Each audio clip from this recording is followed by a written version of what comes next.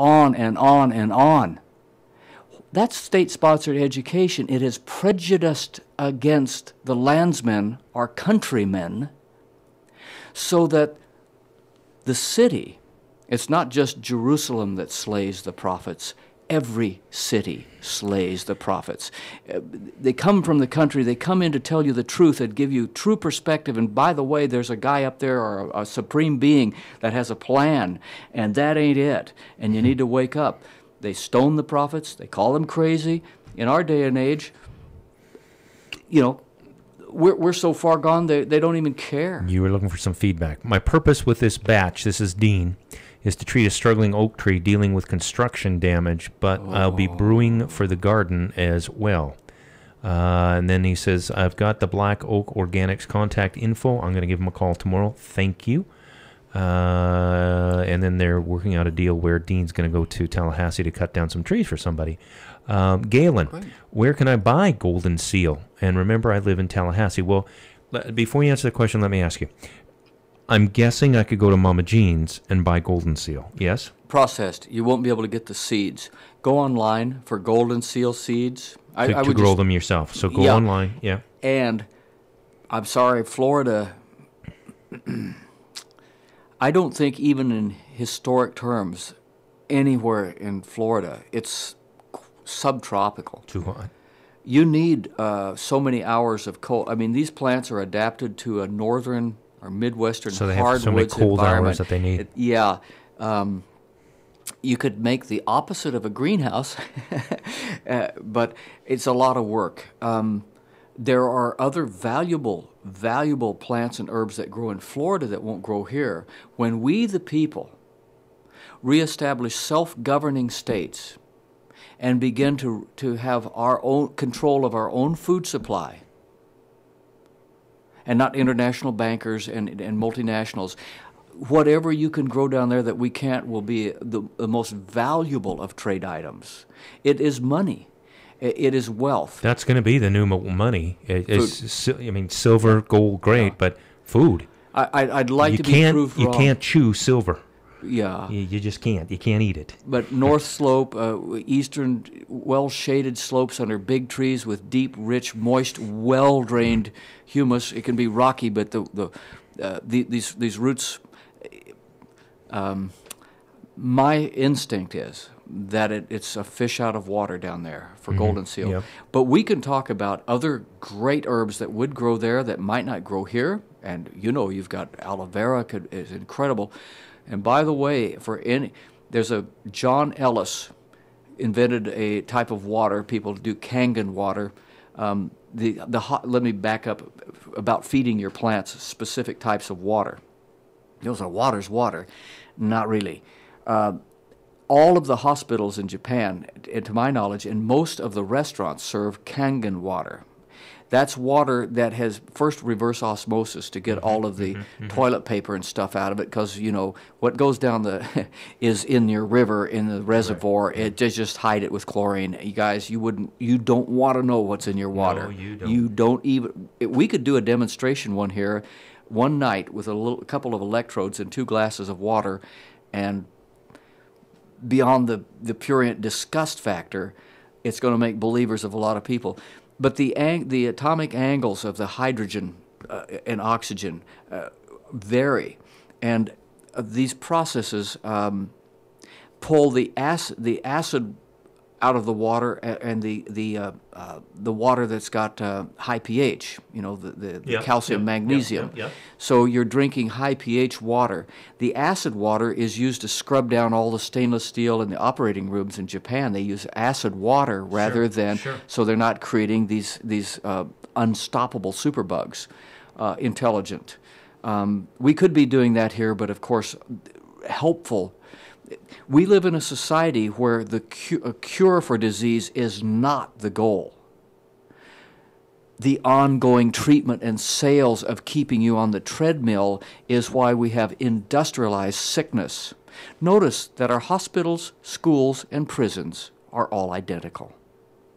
We are institutionalized to the degree that we are domesticated, and we are domesticated to the degree we have been taken from the land and from our relationship with our own food supply system and being harvested by the military-industrial complex to extract and exploit the world. Principalities and powers, and above that, evil in high places. Who are you working for? Who are you working for?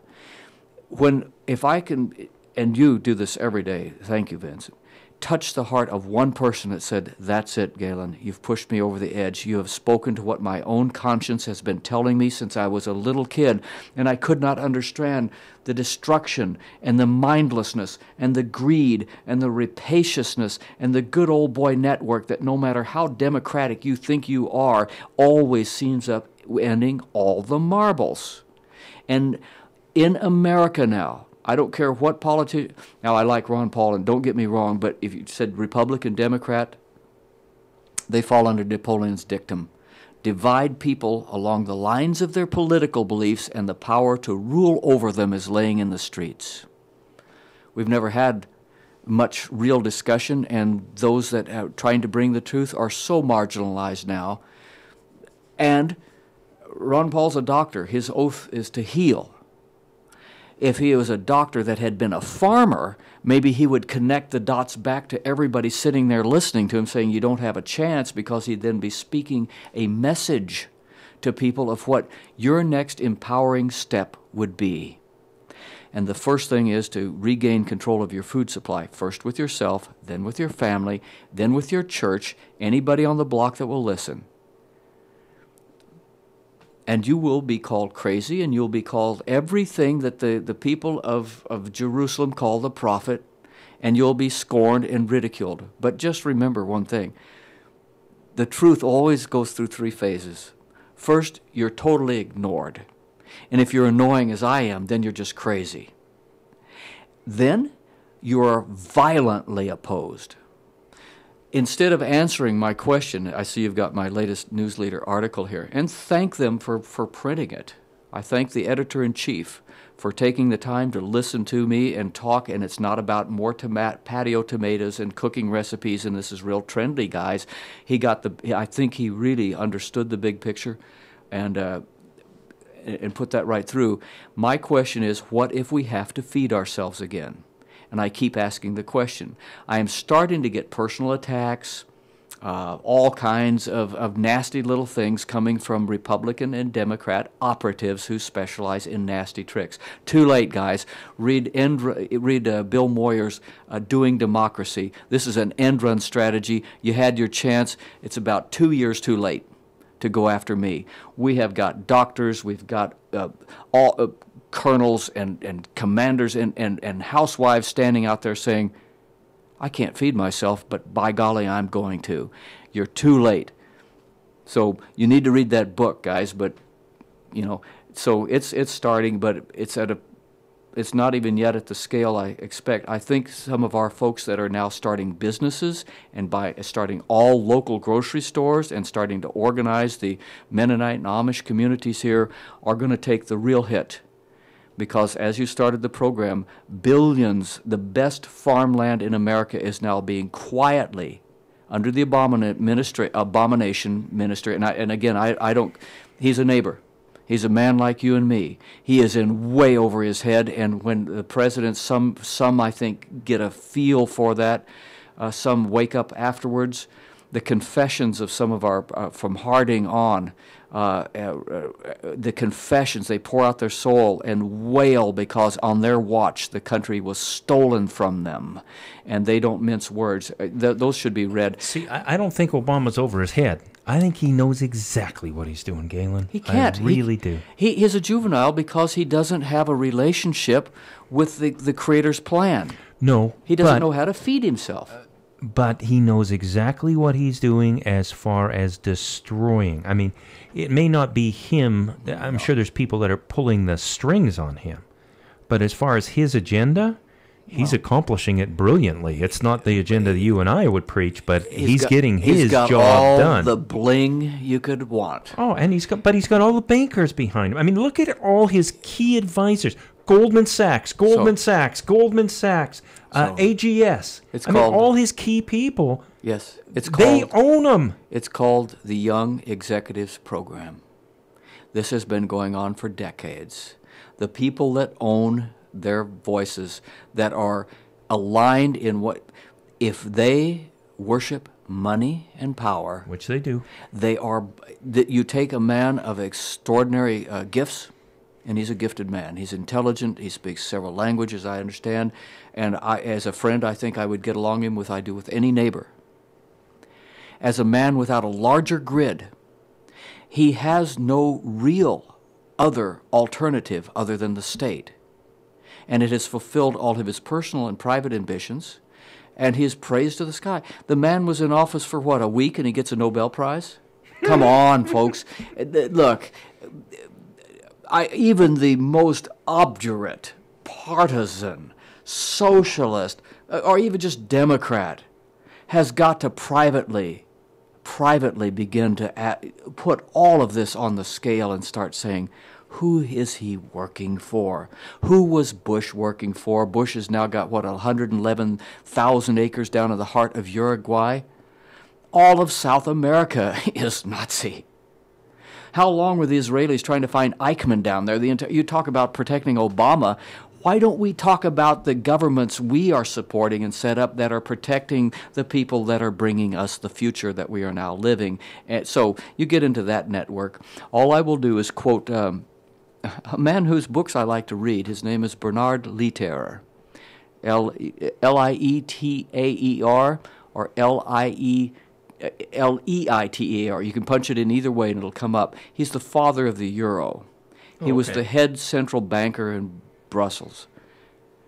And when they were, he went from, he suddenly quit his job, professor in UCLA. He had some, the mystique of money or something, middle of a semester. One little squib AP. I followed him. He went down to the Dihedral Corporation in the Bahamas. His job was to liquidate billions of dollars of toxic housing loans in advance. They have three purposes. One or the other is to buy up and own all paradigm-shifting patents, intellectual property. I forget the third. So you follow his tracks. Now he is back in Europe managing the global collapse of the casino. But his book, The Future of Money, talks about the global casino.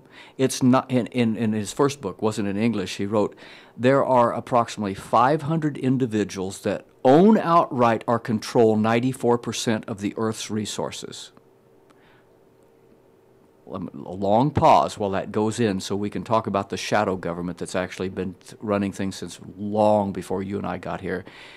I am their personal banker. He created the 13-nation arbitrage system that became the European Union. He's the father of the euro. He is managing the collapse. He spoke about the global casino in the future of money.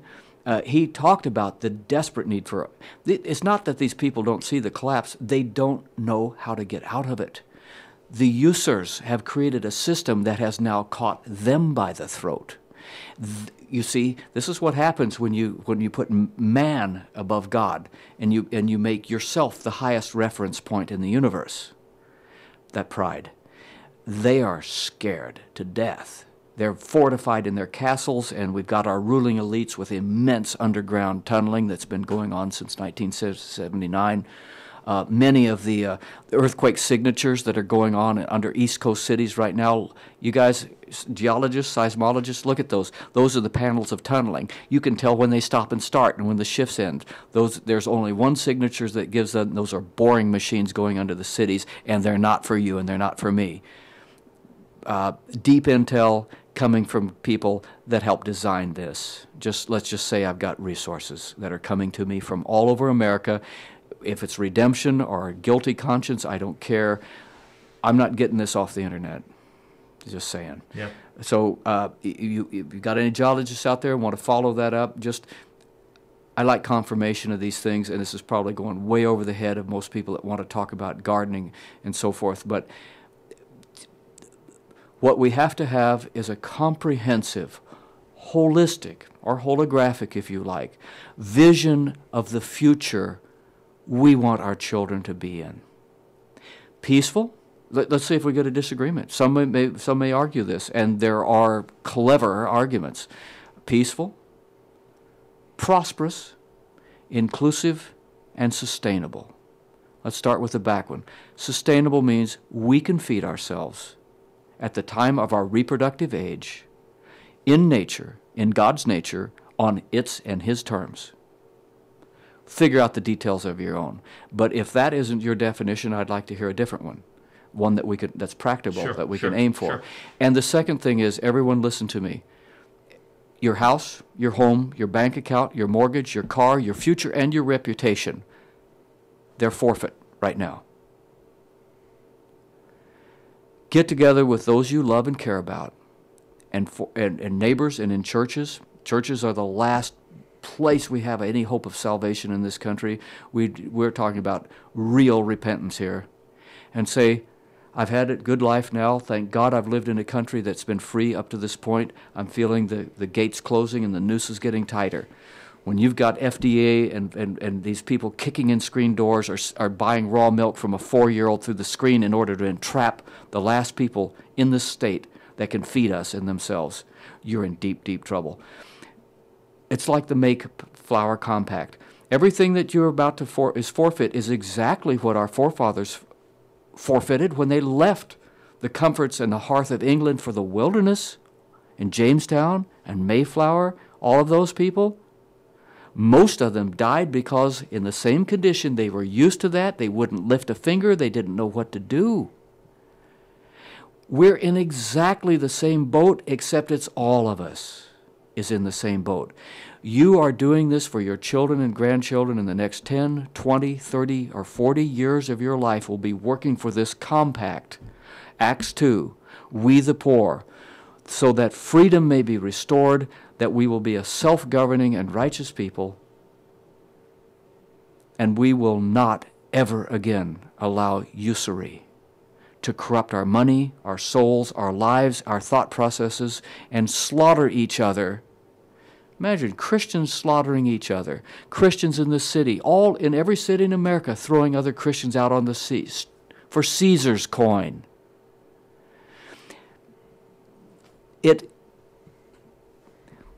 You have to remember, anyone that does not understand what it actually takes to coax life out of the earth and sustain that and save the seeds for yourself and your neighbors and pass this on for the last many thousands of years. That's why we're here. But in my lifetime, that chain, that continuity since the days of Adam is broken. It is a disconnect so vast and so terrible, we don't have a word for it. It is so all-pervading because through the state and the elevation of man-made hierarchy above God, we have lost context. So we have a private, individualized, highly personalized little bubble of reality we move in.